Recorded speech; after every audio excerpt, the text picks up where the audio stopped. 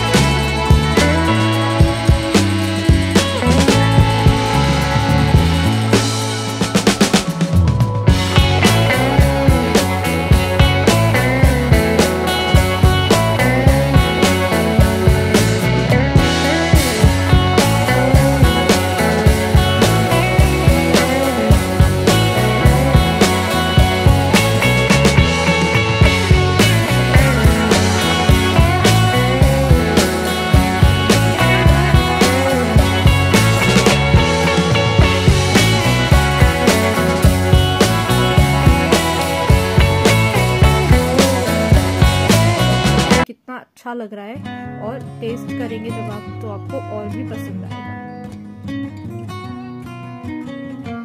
अब इस पे जो स्टफिंग है या जो भी आलू आपने बनाए होंगे उनको आप अच्छे से रख दीजिए।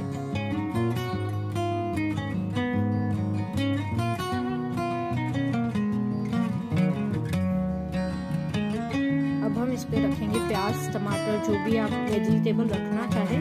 प्याज और टमाटर नॉर्मली रखते हैं तो वो आप लगा सकते हैं।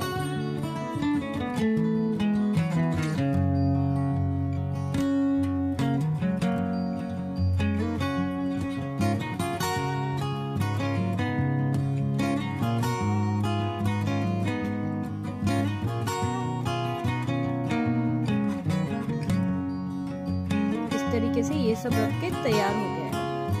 अब हम इसके ऊपर डालेंगे चटनी, इससे स्वाद और भी ज्यादा बढ़ जाएगा।